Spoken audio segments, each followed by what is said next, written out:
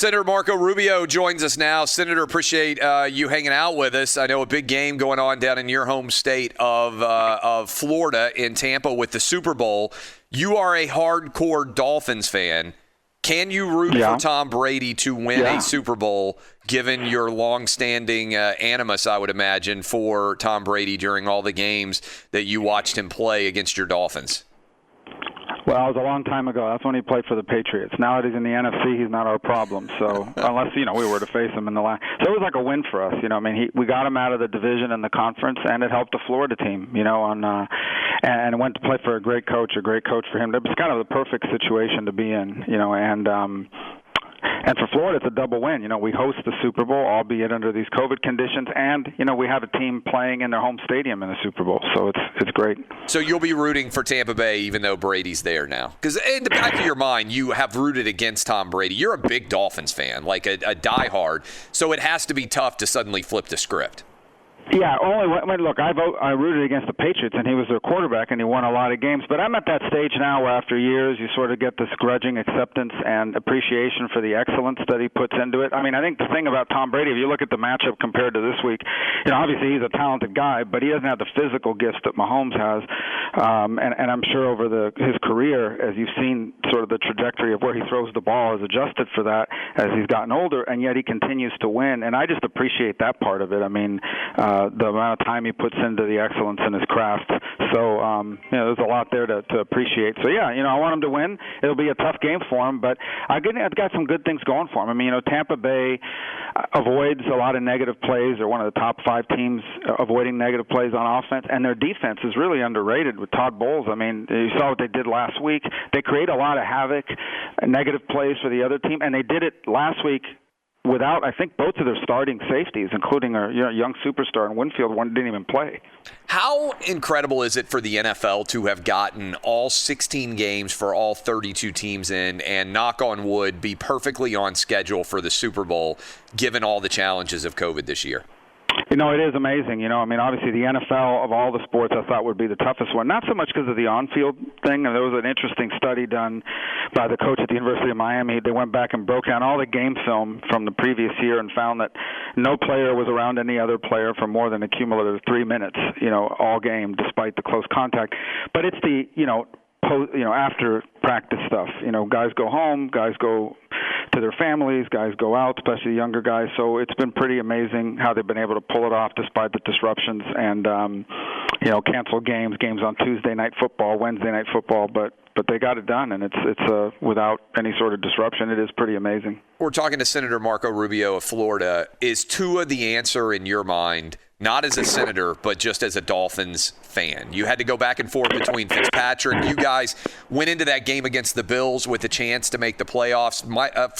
Brian Flores seems to have things moving in the right direction in Miami. If they came to you and they said, hey, you're the GM, would you be interested in trading for Deshaun Watson, or is Tua the guy? No, you're always looking to upgrade, and you can't win in this league without a guy like that. You have a 25-year-old franchise quarterback, proven quality in the NFL, so it's expensive, though. They're probably going to have to give up their ones this year, maybe a one this year, probably 4 picks or 3 picks in a player. I like Tua a lot. I think we're Tua, 2 things. It was hard to judge him this year. He had no off season, coming off the hip, no mini camp, none of the stuff that you would have as a rookie coming in. And he also at the end had very few weapons where he really excelled. If the one thing he's exceptional at, right, other than, being able to go through his progressions, which he'll just keep getting better at, is accuracy. The ability to put the ball in a place where a guy can catch it and maximize the runs, the yards after catch. And he just didn't have the weapons in that offense to be able to do it. So I'd love to see him, with another year under his belt. This is a really important offseason for him. Another year removed from that surgery, and more weapons, guys that can catch the ball and get yards after the catch. That's where he has a chance to be special. You came on with us, I think, last year about name, image, and likeness, which has been a big story in the world of college athletics. Today is National Signing Day for many different kids out there who didn't commit earlier and sign on the earlier day. They'll now go ahead and sign scholarship papers today. What's the latest you can tell us on the legislation congressionally wise in terms of name, image, and likeness? And what would you like to see ultimately be the result for college athletes? Well, I like the bill we put forward. Senator Cory Booker has a different bill that I think goes in the kind of, I haven't read the whole thing, but it goes in a little bit deeper in some of its requirements. I think the NCAA is going to have to step up and do it, and because already Florida has a law that's going to take effect next year, California, other states.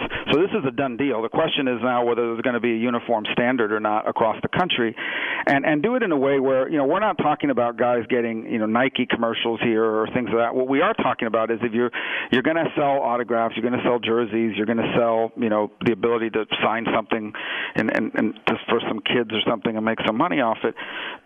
I think these athletes should be allowed to do that. Someone's making money off of this name, image, and likeness. But look, it's going to create some disruptions. There's no doubt about it. Some programs will benefit more than others. And what you don't want to see is some sort of local car dealer, coming in and offering as a signing incentive, offering a kid, a chance at a car dealership commercials for 4 years. But the college football is looking more and more like the pros already. I always argue it's the best bargain farm league, the NFL. It's for free for the NFL, and with this transfer portal stuff, I mean, it's almost got its own version of free agency now. We're talking to Senator Marco Rubio. I bet you used to play this game some. I know I did. We talked about it some earlier in the show. EA Sports announced they're going to bring back the college football game. I'm not sure if you saw that news, but theoretically it could allow all these guys to make a little bit of money for their name, image, and likeness to be used in the video game. That seems like something that should be back, shouldn't it? Yeah, it's fun to play. You know why? Because ultimately, I'm not telling you I'm the best player at the world in this stuff. I don't do well at Madden. My kids are really good at it. They've run me too. So, they kill me too, Senator. But what's good about it with the college one that's interesting is there was a lot of these guys that were really good college football players and maybe weren't great pros, but in college.